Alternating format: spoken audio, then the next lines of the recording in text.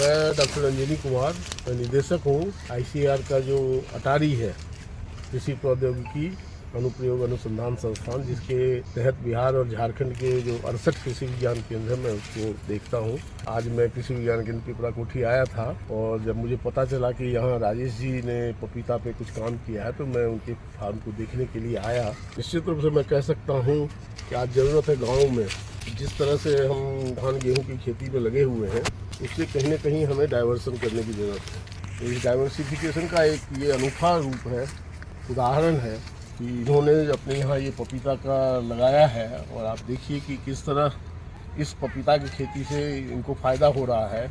सबसे बड़ी बात है कि इस गांव के और आसपास के गांव के जो युवक हैं वो इससे प्रोत्साहित हो रहे हैं और मुझे पता चला है कि अभी पिछले कुछ दिनों में बिहार सरकार के सपोर्ट से, हॉर्टिकल्चर डिपार्टमेंट के सपोर्ट से यहाँ लगभग 25-30 एकड़ में पपीता की खेती का शुरुआत हो चुका है। ज़रूरत इसी की है, जो हमारे ग्रामीण युवा हैं उनको आगे आने की ज़रूरत है खेती में, और खेती में हम कैसे बदलाव करें जिससे मुनाफा हमें ज़्यादा हो और जो युवा किसान हैं वो भी प्रोत्साहित हों और इस तरह की खेती में आएँ। मिश्रित खेती भी राजेश जी कर रहे हैं पपीता के साथ। आप लोगों का तो अनुभव और होगा कि इसमें और क्या क्या चीज़ किया जा सकता है। देखिए कि पपीता की खेती में ही अब आप देखिए जो बीच का रास्ता खाली है, अब इसमें इन्होंने बताया कि हमने अदरक लिया और छठ के टाइम पे लगभग 300 रुपये किलो के हिसाब से इन्होंने उसको बेचा।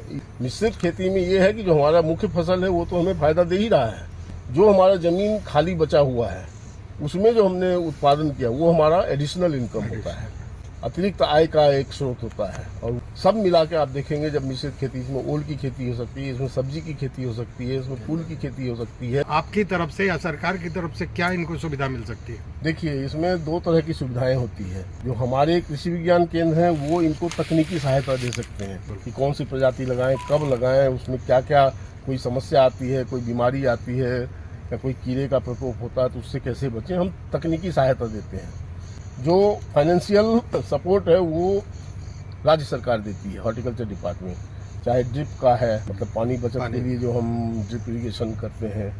यहाँ वर्मी कंपोस्ट के लिए इन लोगों को दिया गया है कि वर्मी कंपोस्ट अपना पैदा करें, ताकि हम जो कहते हैं कि हम ऑर्गेनिक खेती कर रहे हैं तो वर्मी कंपोस्ट उसका एक पिलर है। इसके साथ साथ जो और सरकारी सुविधाएं हैं, पौधे लगाने के लिए इन लोगों को दिया जाता है सुविधा।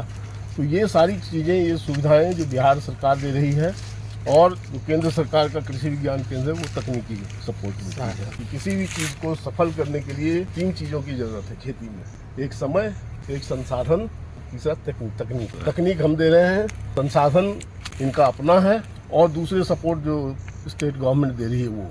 जब तीनों का समायोजन होता है तो किसान आगे बढ़ जाता है। राजेश जी का पपीता पहले हम खा चुके थे, पिपरा कोठी आए तो हमारे को इच्छा हुई कि इनके खेत में जाएं और देखें कि कितना बड़ा है और कैसा है और सच में ये कितना कमाते हैं।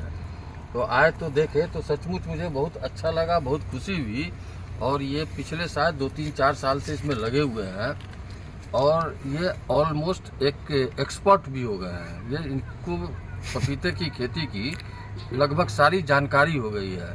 बीच बीच में ये केवी के पिपरा कोठी के संपर्क में रहे हैं और वहाँ के वैज्ञानिक गण डॉक्टर अरविंद कुमार जी से मिले हैं और जो इनको तकनीकी सहायता की ज़रूरत थी, इनके एक्सपर्ट आते थे, देखते थे, तो धीरे धीरे ये करते करते सब सीख गए हैं, जान गए हैं। ये 1 एकड़ में लगभग ये 900 के करीब पौधे लगाए हैं। अभी तो बकला भी लगाए हैं सर, बकला अभी उधर बकला भी लगाए हैं। इन्होंने बताया कि इनके इस फील्ड को, इनकी सफलता को देख के कुछ किसान लोग जो हैं इनके अगल बगल के वो जुड़े हुए हैं और ये लोग युवा किसान हैं तो ये लोग भी अपने शुरुआत किए हैं।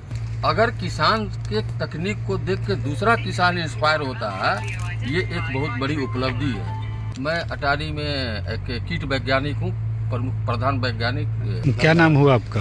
मेरा नाम जितेंद्र कुमार था। कहाँ के रहने वाले हो? पड़ौजिया गाँव के रहने वाले। यहाँ आप खेती शुरू कर दिए हैं? हम इस बार लगवाए हैं अपने कितना लगवाया है? 1 एकड़ में लगवाए हैं हम। अच्छा, आप भी यहीं के हैं? क्या नाम हुआ? संजीव कुमार यादव। अच्छा, आप भी पपीता की खेती की शुरुआत माने राजेश जी के देखने के बाद शुरुआत कर दी?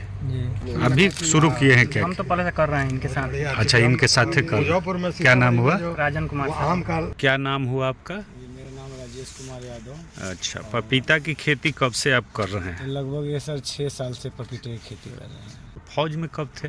2022 तक थे सर। 17 साल करने के बाद रिटायर हो गए? जी सर। धान गेहूं और परंपरागत खेती में ज़्यादा का बेनिफिट है नहीं, और कम खेतों में ज़्यादा उत्पादन करके, जैसे कि अगर हम इसमें 1 एकड़ करते हैं तो अदर खेती जो है 10 एकड़ भी करते हैं तो लगता है कि इसकी बराबरी नहीं कर पाएगा। तमाम लेटेस्ट खबरों को सबसे पहले देखने के लिए सब्सक्राइब करें डिजिटल न्यूज़ 20।